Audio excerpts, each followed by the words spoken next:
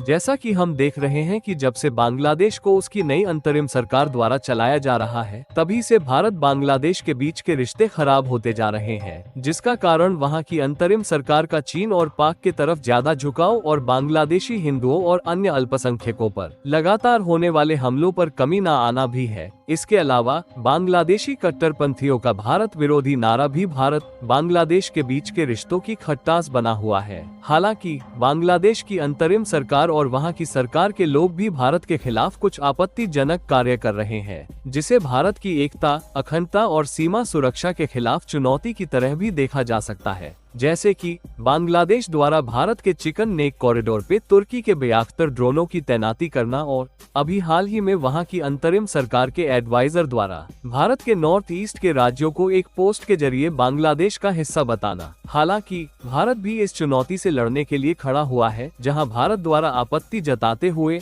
बांग्लादेश सरकार के एडवाइजर द्वारा की हुई पोस्ट पर आपत्ति जताई गई, जिसके बाद उनके द्वारा तुरंत वो पोस्ट डिलीट कर दी गई। तो वहीं तुर्की के ड्रोनों के बदले भारत ने भी अपनी सीमा रक्षा को ध्यान में रखते हुए इजराइल के हीरोन ड्रोन की तैनाती कर दी है, जिसके बाद अब बांग्लादेश अपनी नई चाल भारत के खिलाफ चलना शुरू कर दिया है, जिसमें पहले बांग्लादेश द्वारा भारत के ऊपर ये आरोप लगाया गया है कि भारत सरकार ने बांग्लादेश की पूर्व शेख हसीना की सरकार के साथ मिलकर 3,500 बांग्लादेशी लोगों को गायब किया है, और दूसरी तरफ बांग्लादेश द्वारा भारत से शेख हसीना को कानूनी कार्यवाही के चलते बांग्लादेश को सौंपने की भी बात कही जा रही है। पूरी डेवलपमेंट क्या है, आइए जानते हैं इस वीडियो में। पर आगे बढ़ने से पहले वीडियो को लाइक और चैनल को सब्सक्राइब जरूर कर लीजिए, ताकि आपको ऐसी देश दुनिया की खबर मिलती रहे। तो चलिए शुरू करते हैं। दोस्तों, जैसा कि हम जानते हैं कि बांग्लादेश में सरकार के तख्तापलट के बाद से ही वहां की पूर्व प्रधानमंत्री शेख हसीना भारत में ही है, जो वहां की नई अंतरिम सरकार के मोहम्मद यूनुस को नहीं सहन हो रहा है, जिसका एक कारण ये भी है कि शेख हसीना भारत में रहकर बांग्लादेश की सरकार के विरोध में बयानबाजी कर रही है, जो वहां की अंतरिम सरकार को पसंद नहीं आ रहा है, जिसके कारण शेख हसीना को पहले भी बांग्लादेश द्वारा भारत से सौंपने को कहा जा चुका है। पर अब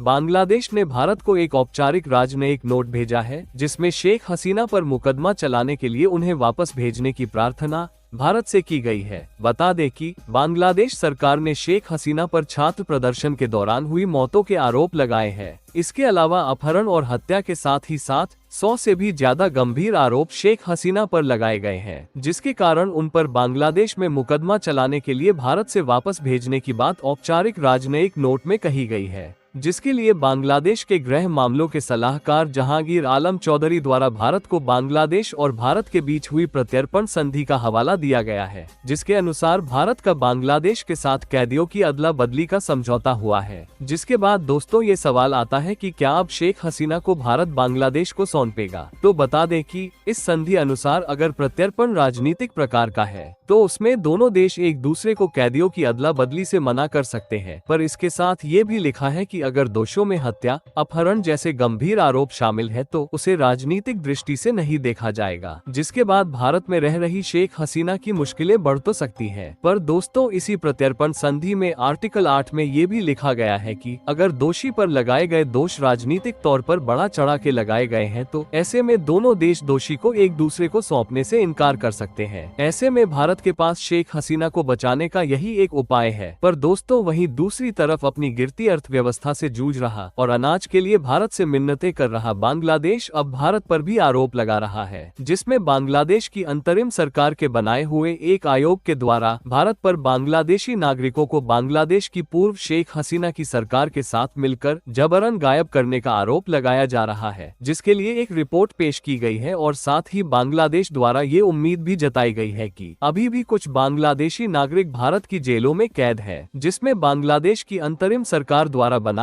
और इस रिपोर्ट को पेश करने वाले आयोग द्वारा बांग्लादेश के विदेश और गृह मंत्रालय पर ये दबाव भी बनाया जा रहा है कि वो इस मामले पर जल्द से जल्द कार्यवाही करे। अब दोस्तों, देखना ये है कि भारत का बांग्लादेश के इस आरोप पर और शेख हसीना को वापस बांग्लादेश भेजने के अनुरोध पर क्या प्रतिक्रिया रहती है और भारत बांग्लादेश को क्या जवाब देता है। आपकी इस पर क्या राय है, हमें कमेंट में जरूर बताएं, और वीडियो को लाइक और चैनल को सब्सक्राइब करके अपने दोस्तों को शेयर करना ना भूलें। फिर मिलते हैं एक नए वीडियो के साथ। जय हिंद, जय भारत।